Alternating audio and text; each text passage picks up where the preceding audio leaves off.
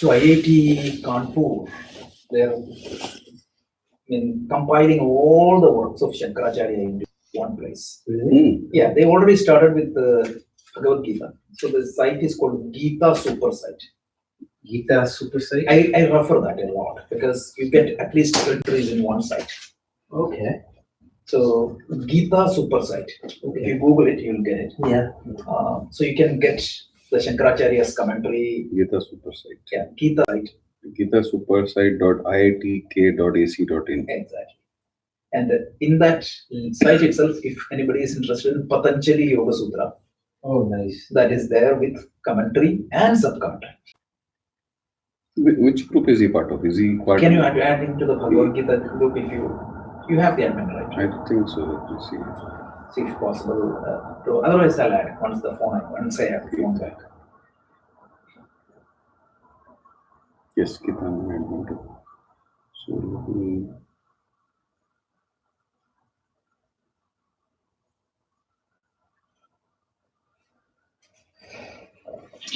So is this complete or they are still working? It's complete. Gita, entire Gita is there.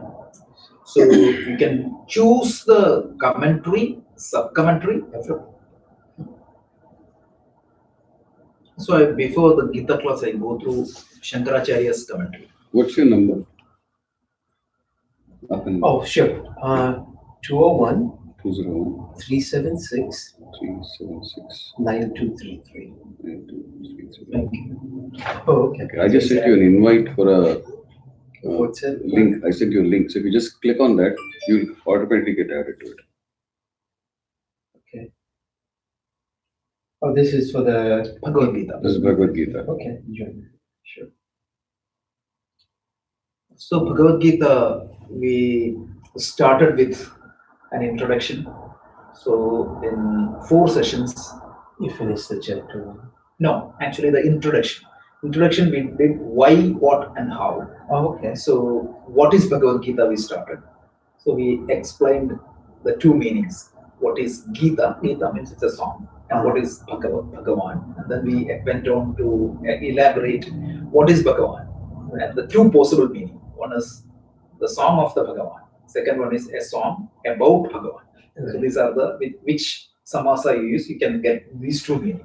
Okay. So we explained that, and then we did a brief history of the Gita, not the teaching, but the book. I started with Vyasa, Right. how the comment means how it got out of Mahabharata and started as an independent work. Right. And then the major Sanskrit commentaries we glanced through, and then we found how it got translated into other languages, started with Jnaneshwari and other language, a little bit history.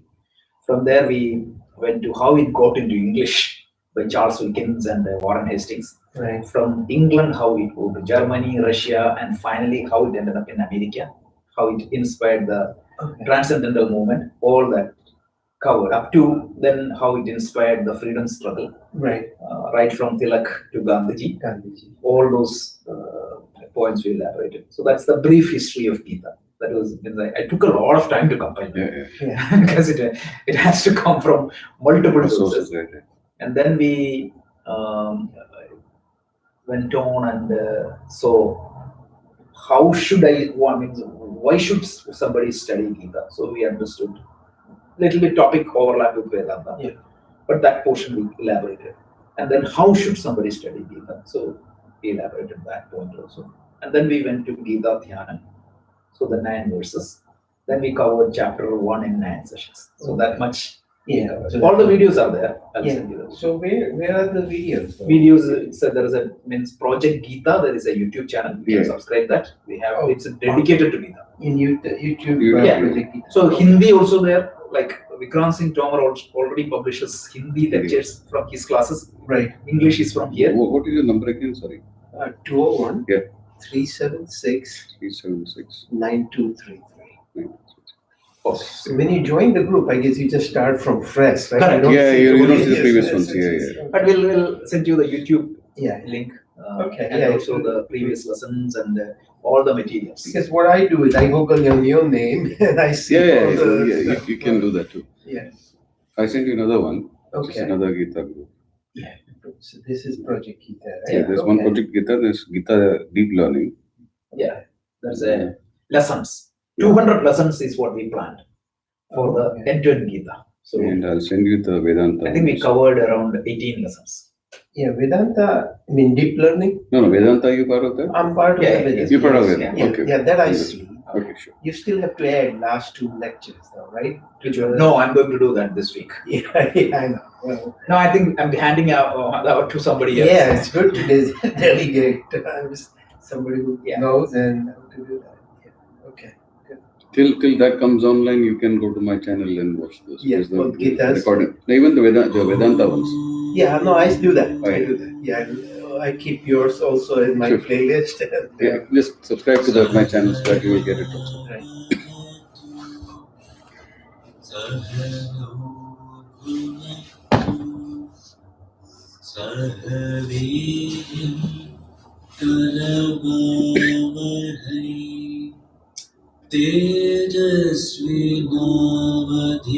तेजस्विनावधीतमस्तु मा विद्विषावहै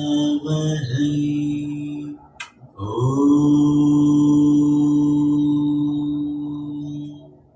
शान्ति शान्ति शान्तिः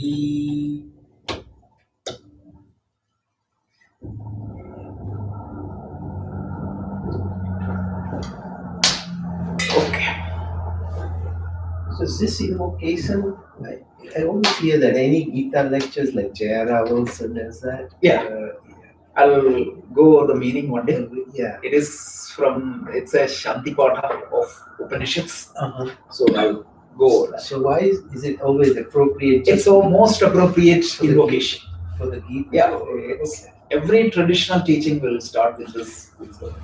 Every traditional teaching will start with this invocation. Right. So it's a prayer for both the people, right? He who facilitates and he who attends. Okay. So he tells like, may all of us learn. May there is no misunderstanding between the communicator and the person who is getting communicated, right? So it's a beautiful prayer. Right. And we end up with Purnamada. Like we'll see that in Upanishad. We are coming to that now. It's very soon. So we can get started. It's too cold outside. Inside it's too hot. Okay. So I think we progressed very nicely. We started with what is Vedanta, and we quickly understood why one should study Vedanta. And we understood the different steps in Vedanta because the solution for the most fundamental problem means a problem that is applicable to you, me, and everybody, and a problem that is irrespective of time. It was a problem 5,000 years back, and it will be a problem later also. That's the universal problem. Because if I don't have money, or if I have a particular problem, that is my problem. But what we are talking is a problem that is common to everybody, applicable to everybody. So that's the problem we are trying to solve. And we saw that the key problem is we don't know ourselves. When we don't know ourselves, we will make mistakes. We went through a detailed example how we can make mistakes. Remember, we took 3 scenarios. One is I don't know anything. Second thing is I know partial, and I don't know. I know completely. The partial seeing is the biggest problem, and lack of seeing is also a problem because you don't even recognize the problem. So Vedanta is the solution for that problem. How? Because if I don't see myself, I need a means of knowledge to see myself properly. Correct? If I have, say, short sight, I need a glass. Otherwise, it won't work. So I need to use appropriate means of knowledge for knowing anything. Suppose I want to get a smell, I have to use my nose. I cannot use my eyes. So appropriate means of knowledge has to be employed for gaining knowledge. And we found that Vedanta is the means of knowledge. Then we said Vedanta to work, you have to have some prerequisites. We identified that. And we also identified how do I gain that prerequisites. We said we need to do Karma Yoga and Upasana Yoga. Having said that, we started from last week onwards, we started diving into the Vedanta. So the first thing in knowing yourself, Vedanta provides a beautiful teaching methodology, what we call it as Drik Drishya Viveka. So the fundamental rule we saw there is, the search there is, who am I? Typically we take my body, means remember I said like one is me and the other one is everything else. My definition of everything else starts where the body ends.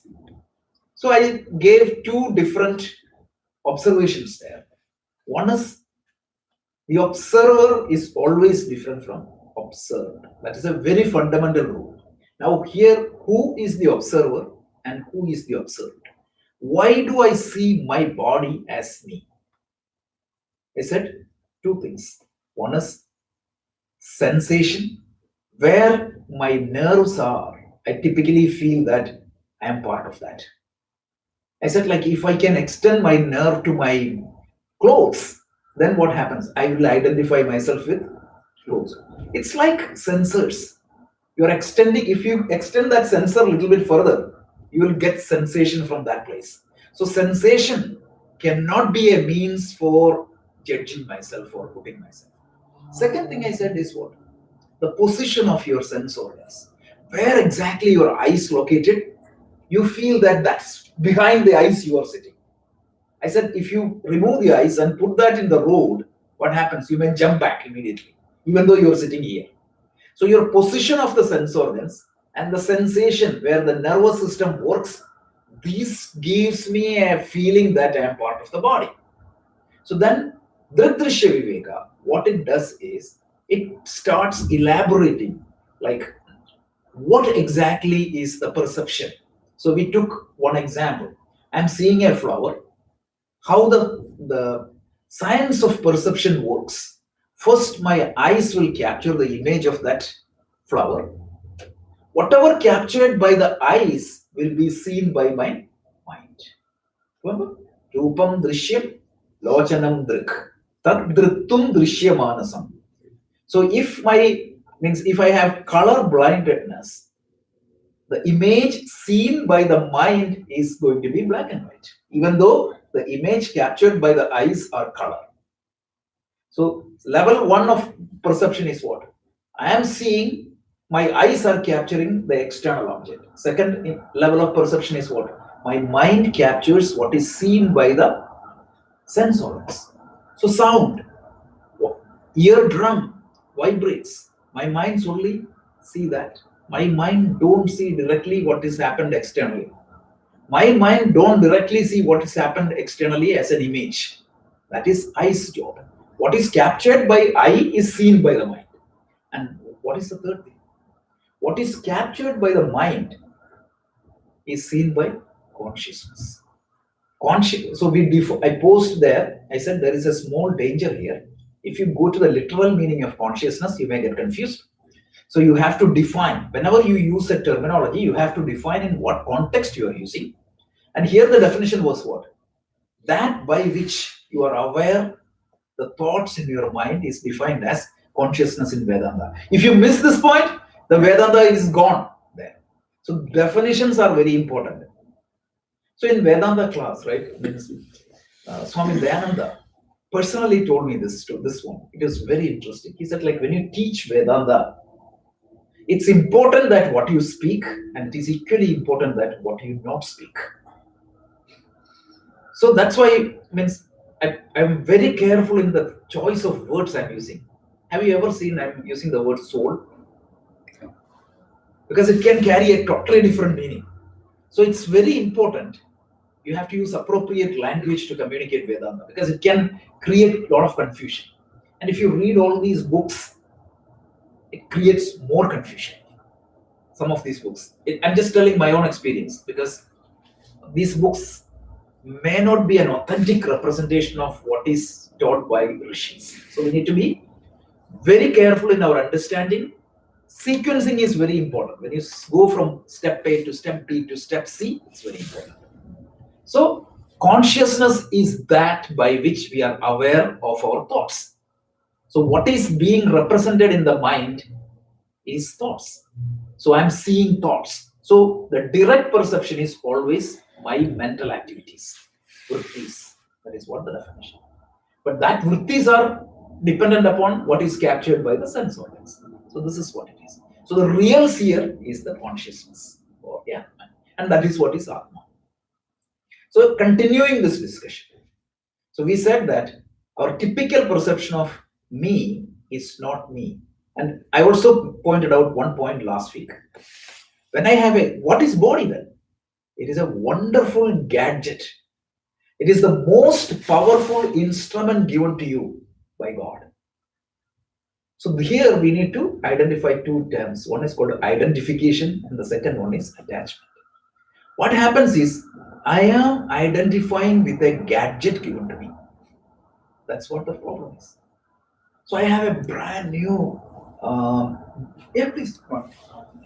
You said consciousness is Atma. Yeah. So is it part of Atma or is No, it consciousness is Atma. That's what exactly we are coming to, right? We're going to elaborate and coming to that point. So typically, see, Atma is a word in Sanskrit. It can be used in different contexts. Atma means self, that's all.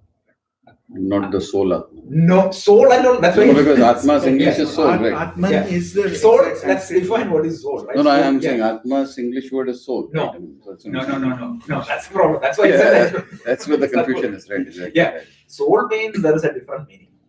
So we are coming to that. So consciousness. Right now, let's stick with these new terminologies. Why I come up with the new terminology means the old terminologies can have different meanings to different people. And also, right, sometimes we are so much used to certain words, but we don't know the real meaning of the word. Yes. Several cases. Some people uses these terminologies in all the places without knowing the correct meaning, technical meaning. So that's why it's very important to understand it. So if I am the consciousness, that by which I'm aware of my thoughts, because the simple rule followed in the big Drishya Viveka is observed is different from observer. And who is the real observer? Consciousness. Because that is not being observed by anything else. From that rule, Drishya Viveka. So now we are going to apply that a little bit more.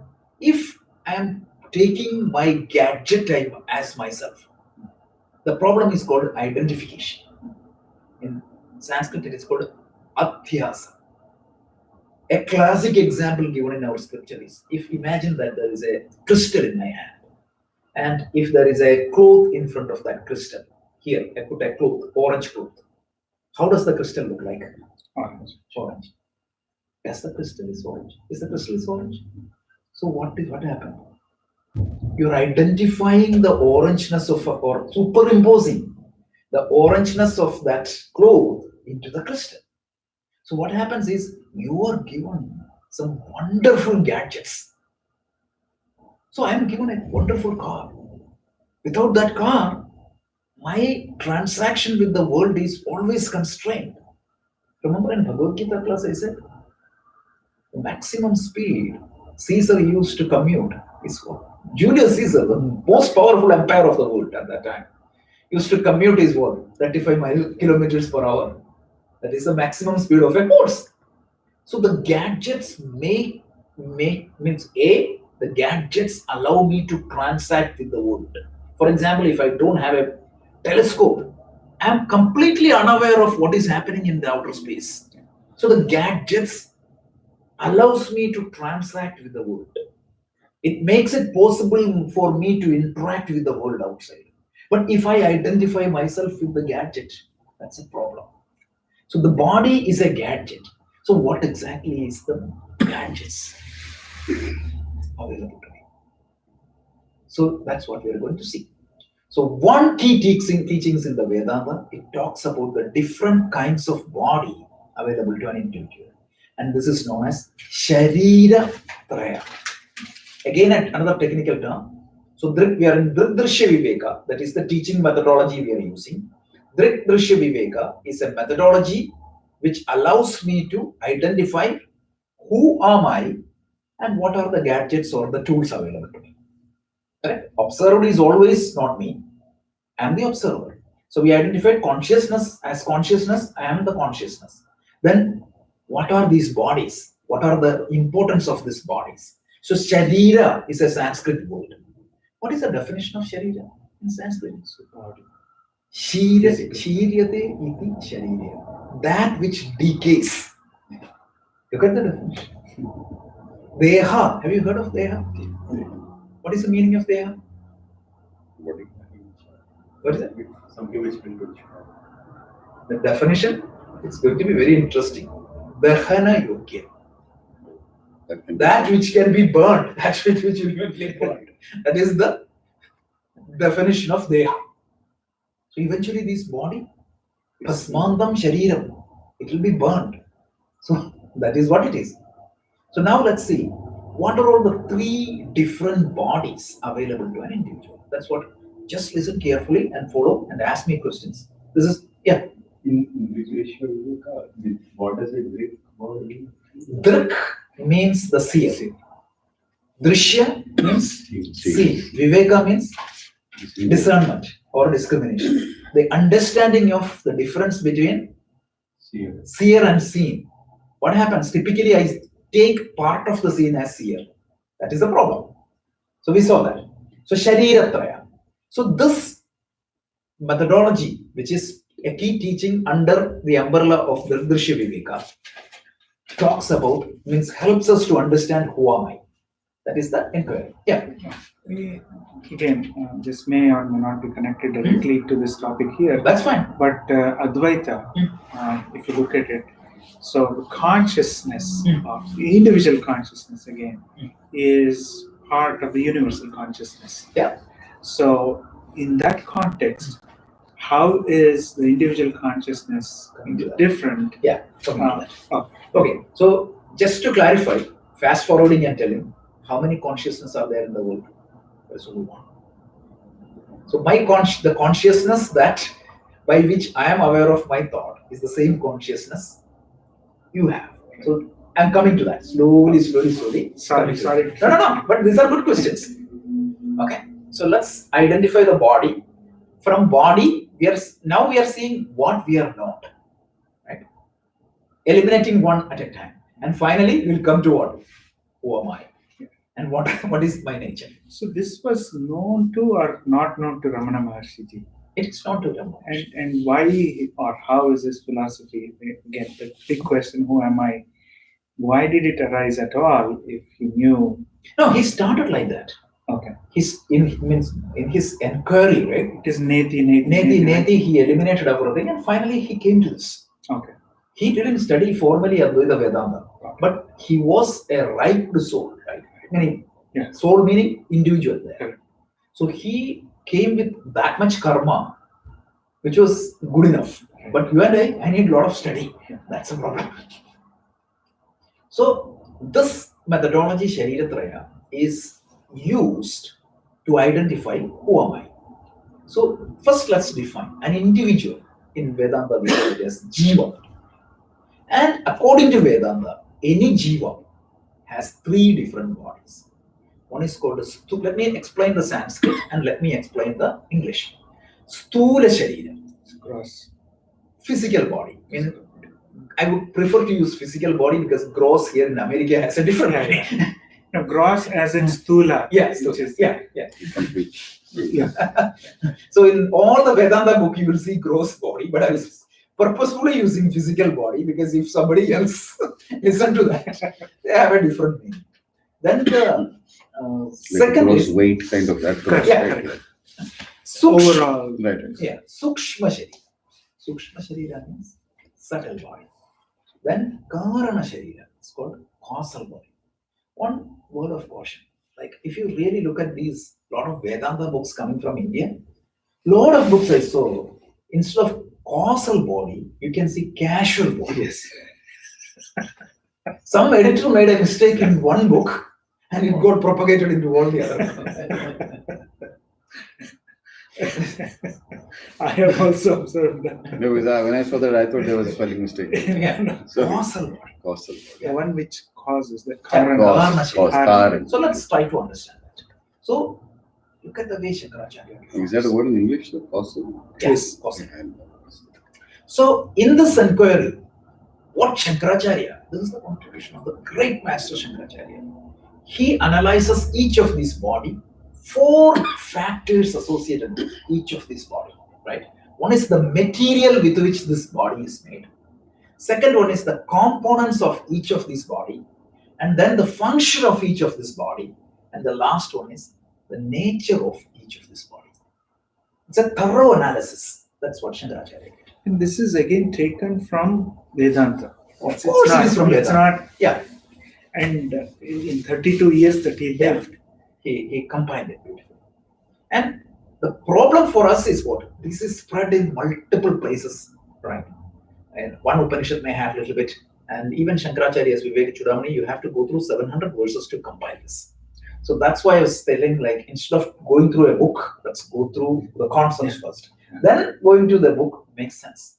So these are the 4 factors. One is material, second one is the components, the third one is the function, and last one is the nature. If you understand these 4 factors, it will be crystal clear. Okay, so let's start with one by one. Start with physical body or sthula sharira. A simple example is, all of you are familiar with computer. The computer has a hardware and a software. What would be the physical sthula sharira? Naturally hardware. So let's try to understand the 4 factors. What exactly is the material by which the physical body is made? My physical body is known to me very well, right? mostly. So there are different models. Means what it means, if you really want to go there, it is the anatomy, not anatomy, it is the chemistry of the body, right? So per chemistry, you use 105 elements. That is the basic constituents of the physical matter. In olden times, there was a model which is called Panchabhuta. Panchabhuta means air, water, air, means earth, Elements. water, air, fire, and space. This was the good old model in ancient Greek, and this was the good old model in India. So these were the fundamental constituents by which the physical body is made. One good interpretation of this Panchabhuta is, if you really look at the matter, how many states a matter has. Earth represents the solid state of the matter. Water represents the liquid state of the water, matter. Air represents the gaseous state of the water. Agni represents the plasma state of the water. If you go to sun and the stars inside, what happens? The particles will be further apart in high heat, and that state is known as plasma. And the last state is absence of everything, that is space. So this is one way of interpreting it. It's up to you which one you take. But if you take the chemistry, that is also fine. Means it is 105 elements. So the basic constituents by which the physical body is made are materialistic, and they are the fundamental elements of the nature. Okay? So now, what are the components? The real study of the components, you need to go to anatomy. And it is mind-boggling. Yeah. If you take your little finger itself, how many components are there? It's unbelievable. But the scriptures, I believe it is Taittiriya Upanishad, defines it as head, hands, legs, and the central body. A simple qualification, means classification. These are the major components of the body. Just like the computer has input device, output device, your central processing unit, everything, like that, the body has different components. Without that components, the body will not be a complete individual. So now the third one is function. What exactly is the function of this body and why the body is used? Without this physical body, I cannot transact with the world. It's impossible, right? If this body is not there, you may have the best software in the world. Without a hardware, the software will not manifest. Correct? So you need a hardware for the software to manifest. So just like you have to have a physical body or a physical body, without that physical body or gross body, whatever you call, the functions of the body will not manifest, or you cannot transact with the external world. And then, what exactly is this nature of this body? This is only a temporary residence. Meaning, the duration of a human body is how much? 67. 0 to 120 maximum. Exceptions accepted, but generally it is 0 to 90 or 100, whatever it is.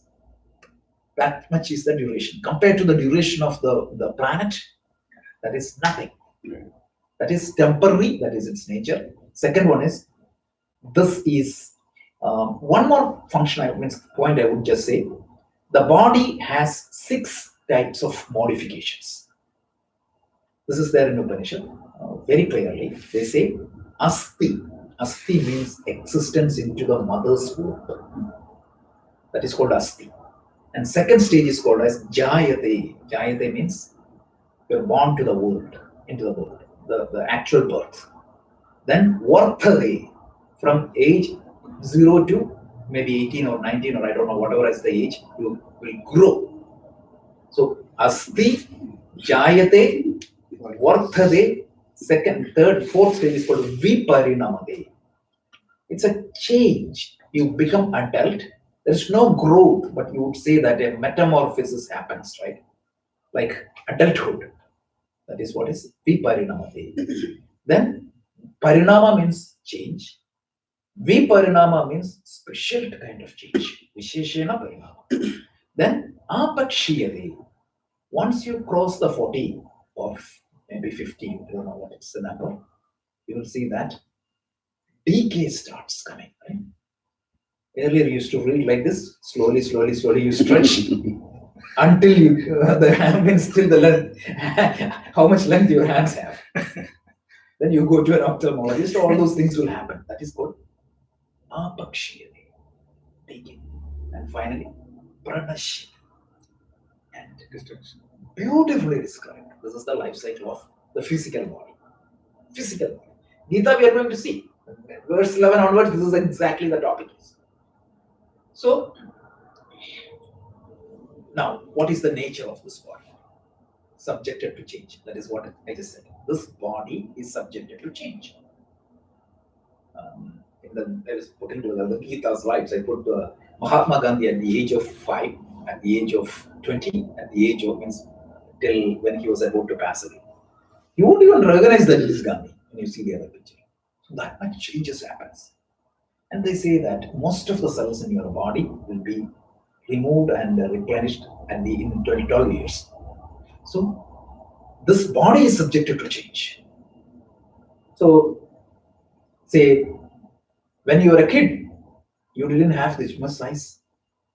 Your body has changed a lot. So your body will change. Change is an inherent factor of this body. So we may or may not like it, but it is going to happen. There is no point in crying. It's like stepping into the water and complaining that I'm getting wet. The very fact that you have a gadget, iPhone 11 came, that doesn't mean that always I'll keep that, right?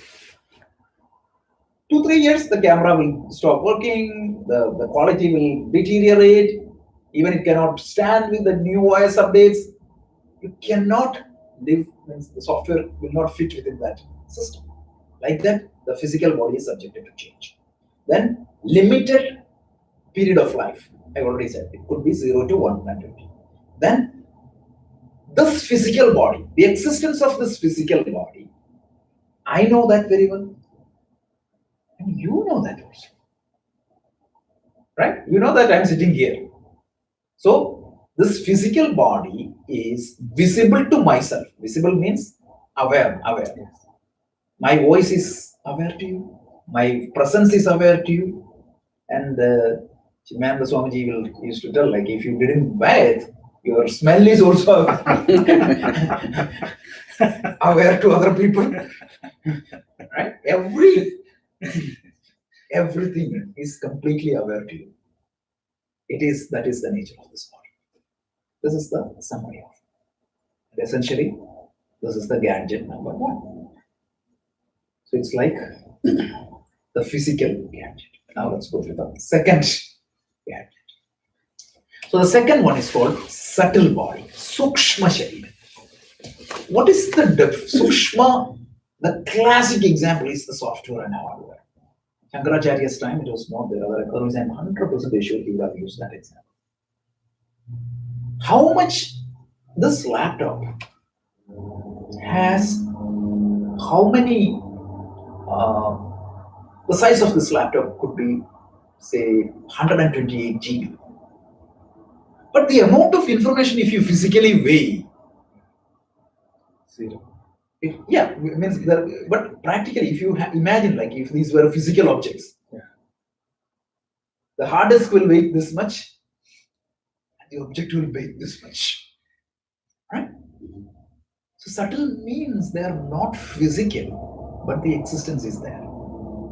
So just like the physical body is hardware, there is a software installed in our system. And that software is called subtle body. And without the subtle body, if you have the best hardware in the world, if there is no software installed, what is the use? Nothing. Vice versa. You have to have both. So now let's see the characteristics or factors, 4 factors of this subtle body. I have to thank Swami Paramarthananda, a disciple of Swami Dayananda Saraswati and Swami Chinmayananda. He teaches from Chennai. He did organize this material in a very wonderful way. His classes on Tattva Bodha, he did that. So that gave me the inspiration and the thought process for this. So I put all the copy, means wherever I collected the materials at the end, I'll show you. But this is a wonderful classification. So what is the material used? So now in your dream or in your software, you watch a movie. In that movie, mountains are there, ocean is there, you are there, plant is there, animal is there. What is the material by which the plant in that movie is made? Definitely it is not physical. Something subtle. Right? You're seeing that, you're experiencing it, but that is not physical. That's a good example. In my dream, I see mountains, I see beautiful oceans, I see wonderful rivers, I see India, and I see so many faces. Some of them are nice, some of them are not so nice. But what is the material by which this object is created in my dream? Of course, there has to be some material, but that is not physical. Physical means it cannot be touched, right? And it cannot be experienced directly. That is what is said. So in Vedanta, they call it as subtle matter. Subtle matter. Just like gross matter, there is a subtle matter. And in Tattva Bodha, they say, just like the air, water, air, space, and the Panchabhutas are there, there's a subtle Panchabhutas. You may not be able to see it, but that's a model. That's it. So subtle Panchabhuta? Yeah. Subtle space. It may not have any real existence. Correct. It's just a model to explain this. That's it. Only thing. It's a kind of a shadow thing. Yeah, it's a kind of a shadow thing. It's kind of something that is not physical. Right. That's it. So 1:1 on the subtle. Yeah, because see, if you need wood here, you need a subtle wood in your memory. That's all. So that's not very important. Let's see the components. That's very important. There are 19 components. Scriptures does an elaborate explanation of this. So you have eyes. This physical eyes is part of your physical body. But having the eyes won't make you see something. Something has to happen inside. The ability to see is controlled by a software. You have the camera, but there is no software in that camera. Is the camera going to work? Absolutely not. So 5 organs of knowledge. Organs here means, please understand, it is not the physical organ, but eyes are physical, but the ability of sight is subtle. It is controlled by your brain. But there are visual cortex, and there are softwares, there are neural programmings there, and that is what makes you see something.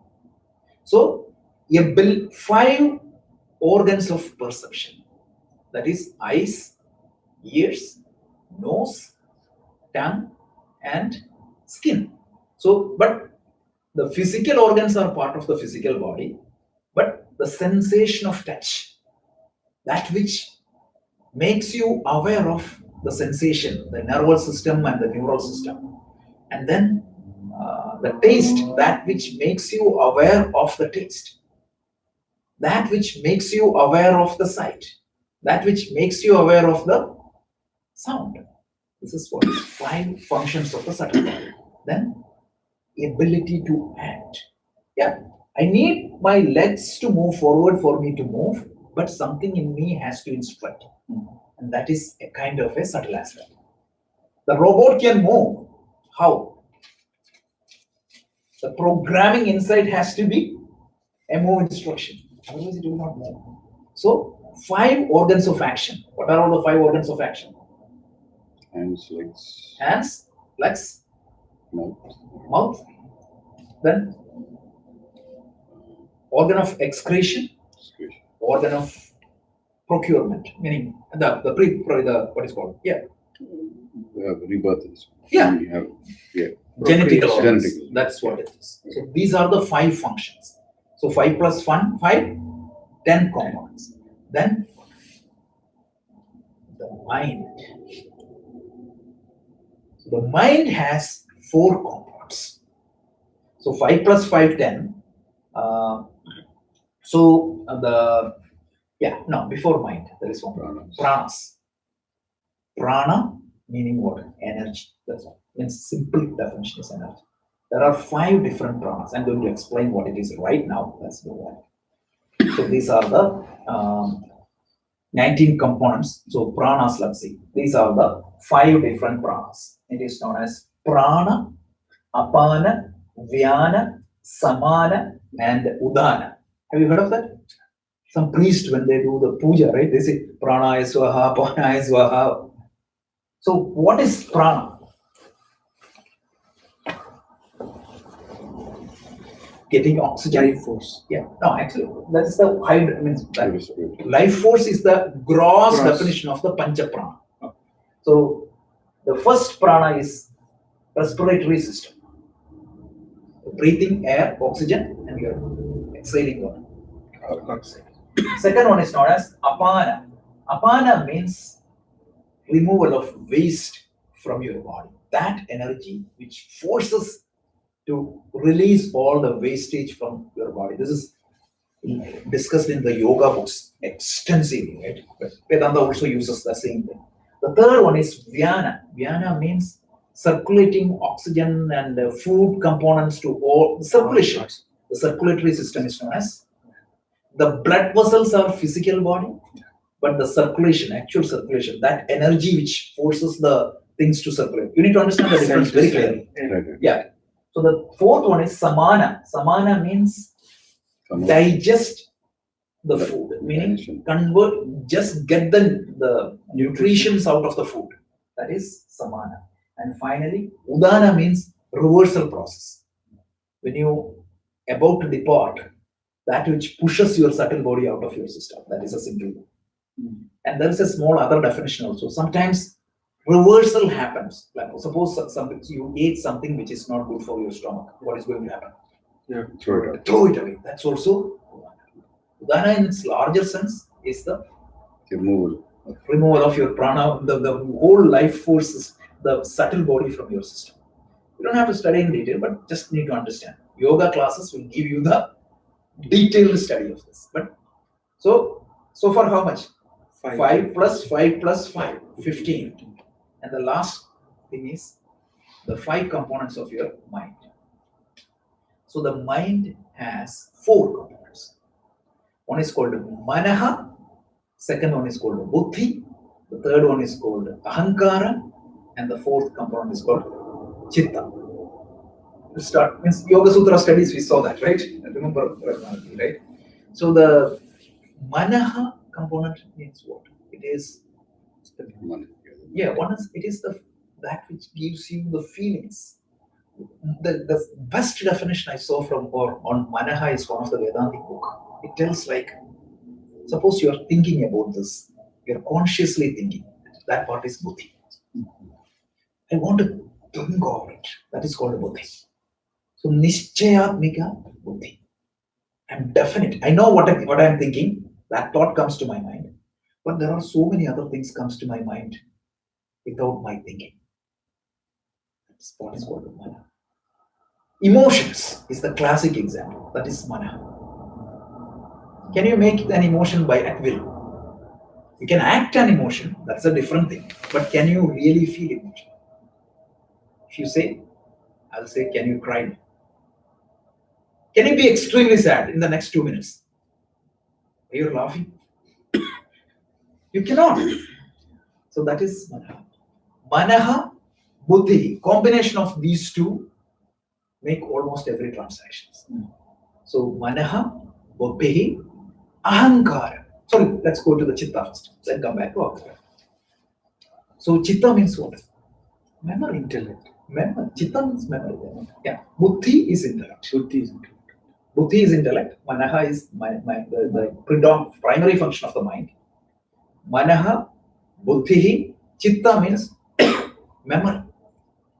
That is where all the thoughts will come from memories also, right? So anything you think, then you compare that with the memory. Why not? Why I see you? I know how I know that you're Kailashji, or you're Rajesh, or you're Ratna, or Robinji. Your image is already in my mind. So chitta is the memory bank. Memory that stores everything. And finally, ahankara. Ahankara means what? The I memory. Aham means what? Me. I. Ahankara means feeling. Akara means what? Form. So something in me is giving me a form of I-ness. That's why the subtle body gives me the sense of I-ness. And subtle body is not me. Okay. So these are the 19 components. Yes. Here, chitta, we mean memory, right? So Chitta, memory. This chitta may differ from chitta vritti. That's true. Because all these memories comes out of chitta is on a broad term, it is called as mind also. See, manaha, all these are synonyms of mind on a high level. Typically, some places they use buddhi. For example, buddhi means duryehe havaram karma, buddhi yoga dhananjaya. Lord Gita uses buddhi for the entire mind. Some places manaha is used for the entire 4 components. Some places chitta is used for the entire component. So it's a broader sense. That's why I said like language has to be very clear. We need to know what it means in that context. Context sensitiveness is a problem and blessing of Sanskrit. So chitta is can also be used as consciousness. Yeah, chit. Chit is consciousness. But chittam is. Chittam is on a high level, it is mind. Generally, it is called as mind. Particularly, it is called as memory within mind. So in the chitta vritti nirodha, it's mind, the mental activities. Chitta vritti nirodha means it is the mental activities, the activities that is happening in your mind. Yogaha chitta vritti nirodha, meaning yoga means my ability to control the activities of my mind. Typically, the mental activities controls me. Yatro uparamve chittam niruddham yoga seveya. Same definition in Bhagavad Gita, right? That's what it is. What is samadhi? Thi is buddhi. Sama means equanimity. Thi there means overall mind. So a controlled mind, a well-placed mind is known as samadhi. So that's what I said. Means all these terminology, right? Buddhi, manaha, and chitta. Generally, it means mind. Particularly, it has different meaning. Mind, manaha means that component which samshayatmika, which is not, it's not in my control. Nishchayatmika, it is buddhi. And chitta means it is the memory. So that's what it is. Samadhi, people say this person took samadhi, right? No. I know. I'm just saying. Samadha vachala yogaha samadhihi. Patanjali Yoga Sutra, first verse. Samadha vachala buddhi tada yoga mavapsisi. When the mind attains samadhi, it is when the yoga happens. If you go to India, you will see these places, right? It's like this person, so and This so. is Samadhi. Yeah, they took samadhi here. People, because see this, they feel that there's a reason for that, because they call as videham. When you die, you attain mukti. That's why people call that. These are all things that can confuse us completely. It is also because the greatest of yogis would, in a samadhi state, move on from there on. Correct. So, and you would always say the yogis attained samadhi.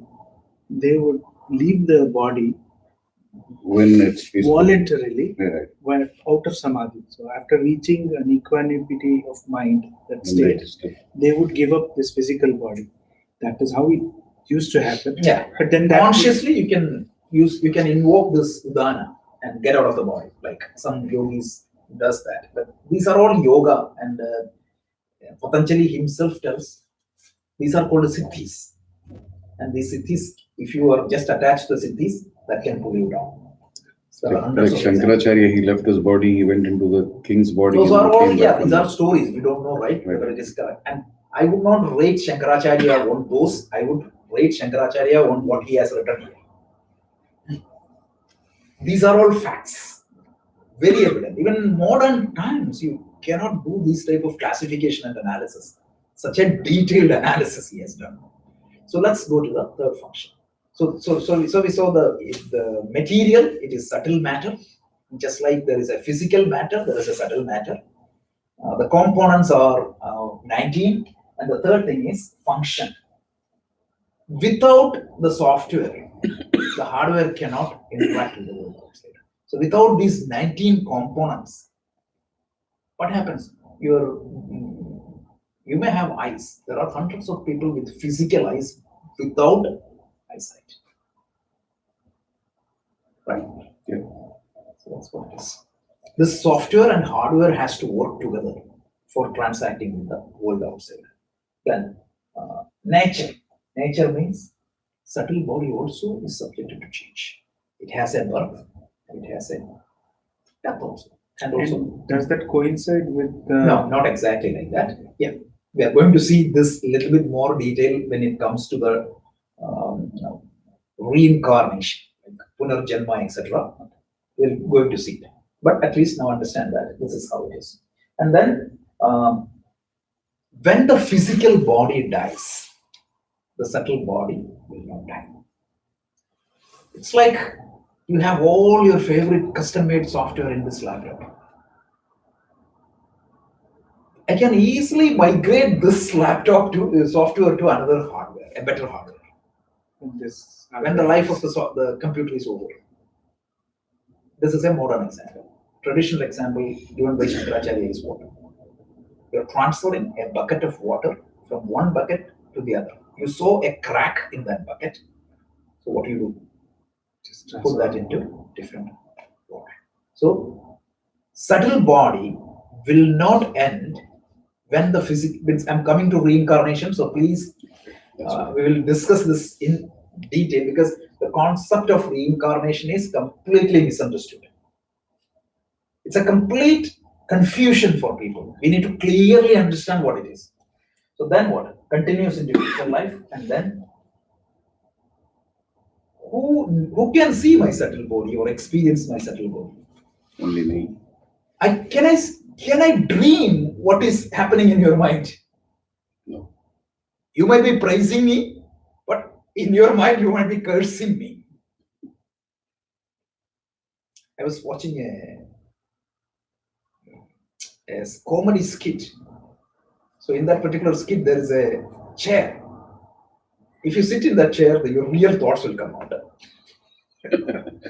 So one month, a daughter-in-law and their mother-in-law were talking. So you are the best daughter-in-law in the world. This lady sits in the chair. Immediately, real things comes out. So the point I was trying to convey is, what is happening in my subtle body only, it is not to me only. But physical body, if there is a change, It is. it is evident to other people. It is accessible to the other people. And the question I have is this software open to upgrades? Yes, certainly. Certainly. Okay. This can be upgraded. That's what we are doing, that reprogramming. Correct. It can be reprogrammed. Okay, absolutely. Good. Okay, so we talked about this. These are the 19 components. So 5 organs of knowledge, 5 organs of action, 4 internal organs like mind. This is the internal organs. The mind in its broader sense is referred in our scripture as anta karana. Inner instrument. Karana means what? Instrument. Anta karana. Inner instrument. And all the other organs are known as bahya karana. External. And then you may use certain external instruments to enhance the power of a karana. For example, a telescope, a glass, and that is known in Sanskrit, it is known as upakarana. Upakarana means that enhances the karana or supplementary karanas. Beautiful, right? The dots are clear.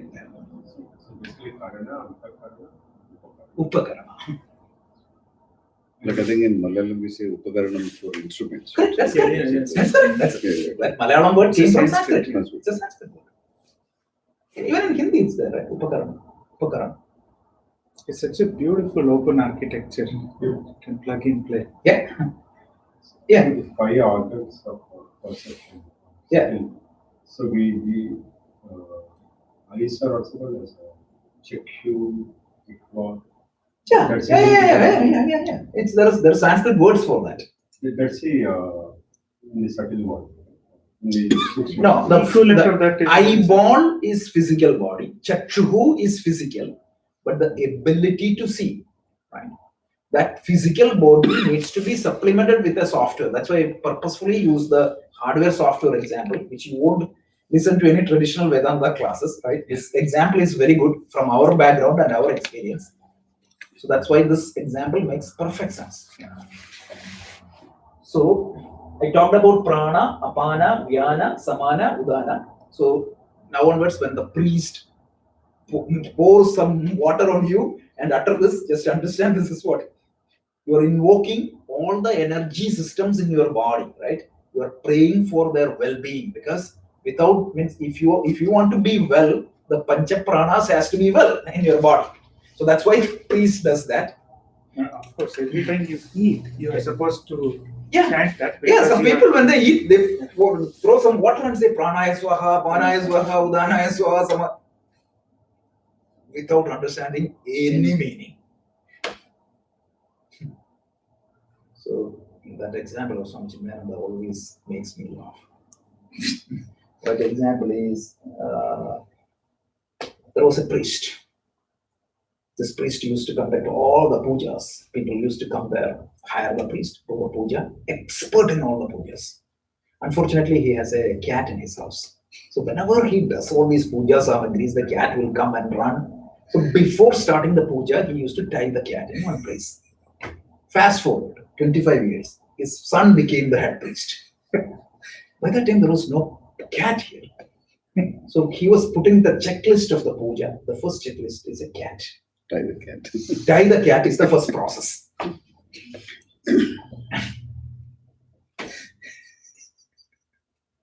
That became a tradition. Yeah, that's why Buddha said, right? Yesterday's mistake become an achara today, and tomorrow it will become a scriptural instruction. I have heard this video of Swami Chidananda describing this. So hilarious. I did that in 1 second, right? He does that in 10 minutes with all the jokes. Yes, It's sir. amazing. Communication skill at that time. So I was listening to his chapter 2. So he was describing a doctor coming and checking a patient. He was telling the doctor coming, and this patient is lying there with a lot of fear. And the doctor comes and he said, like, he pushed whatever that can be pushed and pulled whatever. Such good is his communication. So let's finish the causal body. 10 more minutes, we'll finish it. So the causal body, what is the causal body is, see, it is the cause of both your gross body and subtle body. Simply that much it is. So if without the causal body, the gross body or physical body and the subtle body will not happen. So I would say this in the compute, for example, if you want to install a software somewhere, you have to have an executable program. Right? Clicking on that, what happens? It executes, the software manifests. So causal body is like that. It is in the seed form. I can say that executable is the whole Windows operating system is in a zip file, right? When you execute that, what happens? The Windows will manifest like that. The causal body manifests itself into subtle body, and for the subtle body, the gross body will manifest. So it's actually a bridge between the. It is the cause. It is the seed of both subtle body. It is the starter element. Yeah, I'm going to explain this a little bit later in the next session. Okay. So is the causal body physical? No. Okay. It's part of the. It's subtler than the subtlest. Okay. Made of the causal matter. That is what we call. What is the causal matter? Technical term is known as avidya. Don't think that it is lack of knowledge, because immediately that would become to your mind. And sometimes some scriptures refers it as prakriti. So a technical term, just understand that alpha. It is made up of alpha. Because if I use all the other terms, it would be confusing to you. So it is made up of a matter which is subtler than the subtlest. So then the second one is the components of the subtle body, means it is the subtle body and the gross body in the seed form. Right? See, if there is a Windows, means software is there, it is made up of the hardware in mind, because it is a 64-bit operating system, right? It is made up of a particular processor. And if it is a different kind of hardware, for the Mac OS, you cannot go and install the Windows. So the installation program is customized for the hardware. It's like your OS kernel, essentially. It is the base. And without the causal body, the subtle body and the gross body will not manifest. And then what happened? It is the storehouse of both causal body and subtle body. Sorry, the subtle body and the physical body. Yeah. And the last one is, nobody knows it. I myself is not evident. The causal body is not known to neither me nor others. One more point I would add here is, what is a lifetime? The physical body, I said, it will start, means the 0 to 90 years or 100 years. Subtle body means it can potentially start at the beginning of the prabhava. Prabhava means what? When this world got manifested. And it will definitely have an end. It will end at the time of pralaya, a cycle of creation. We are coming to this topic also later, but just like the human being, the universe also goes through a cycle. It will stay in an undifferentiated form. Undifferentiated form. Avyakta. Narayana Paro Avyakta. This is how Shankaracharya starts his commentary on Gita. Narayana, the consciousness. Who is Narayana? We are going to see that a little bit later. Don't think it's a four-legged person. He says the consciousness or the truth is even subtler, even beyond the undifferentiated universe. So the universe can go, it means it will start. Avyakta dini bhodani, vyakta madhyani bharata. This is what Krishna tells. Initially, the universe was in an undifferentiated form. It is called Vikalpa also. Have you heard of that term? Yes. Vikalpa. Vikalpa means undifferentiated form. And then it becomes manifest. It is called the differentiated form. Initially undifferentiated form. From that it comes to the differentiated form, and finally it goes back to the undifferentiated form. So when it gets differentiated, in other words, when the universe manifests, that time is known as prabhava. And when the universe goes back to the undifferentiated form, what is called is pralaya. Praharshena laya. Laya means withdrawn. Yes. Prabhava means projected. We never said that it is created. Right? The creation is negated here. It is a manifestation. It is a manifestation. So the creation theory itself, right? It's a big topic. We will see that. Most of the people say it is asatkaryavada. That is the so-called creation theory in the universe. Christianity, Islam, and some of these Hindu traditions like Gaudiya Vaishnava. Asatkaryavada means there is no material cause of the universe. It came from God. Creatio ex nihilo. This is the biblical term. Creation out of nothing. But Vedanta, it is called Satkaryavada. Nothing will come out of. So yeah. You cannot create something out of nothing. Vivekananda told in his Parliament of Religion, I will not insult you to ask. I will not insult you by asking to believe that something out of nothing will come out. That's a very powerful statement. So here comes back to the point. The subtle body has a beginning at the beginning of the universe. Potentially it can go all the way till the end of the universe. Because if I don't have moksha, right, I'll continue to reborn. But whether I get moksha or not, at the time of pralaya, the subtle body will be dismantled. So the subtle body is created when? At the time of creation. I would not use creation, the manifestation, srishti, let's use that word. At the time of srishti, it will be created, it will be mandled or manifested. At the time of pralaya, it will be dismantled. It is dismantled into what form? Causal body. And the causal body will continue even in the undifferentiated universe. At the time of the next cycle, all these karna sharira will get a what? Subtle body. From a subtle body, there is a physical body comes up. So the lifespan is different for each of these bodies. One is the nature. There are two things we need to see. One is it is not evident to anybody, neither me nor others. And second thing is the lifespan is potentially it can go forever. It will not go forever. It will go till you get moksha. And what is moksha? We're going to see later. So physical body, it has a shorter lifetime.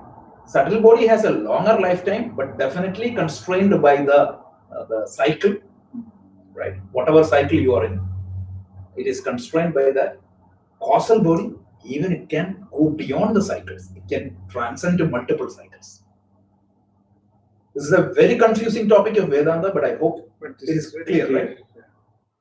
You made it very, very clear. So this, now I'm going to say one thing. I am neither gross physical body, nor subtle body, nor causal body. Because for you to understand that, you need to know about these things. So the purpose of discussing this is not to show that I'm beyond that. So now next week, when we New Year first week, when we meet, we'll go one more dicing and slicing of the system. It is called Pancha Kosha. Have you heard of that? Pancha Kosha. And another 5 level. Then I'm going to tell that. I'm not Pancha Kosha. Yeah. So different aspects are discussed, which typically I then, and once this is completed, right, Drishya Viveka concludes by discussing two topics. One is called identification, second one is called attachment. Where exactly I identify myself? If I identify with gross body, then what happens? Then it dies. When a gray hair comes, it's gone. See, I told you last week. This arm, the arm of the chair, and my arm. If this has a problem, it is a problem to be fixed. But if something happens here, it's a big problem. Definitely the problem needs to be fixed. But if I identify myself with that, there is a suffering aspect will come. And that suffering cannot be removed for anybody because everybody's life is finite.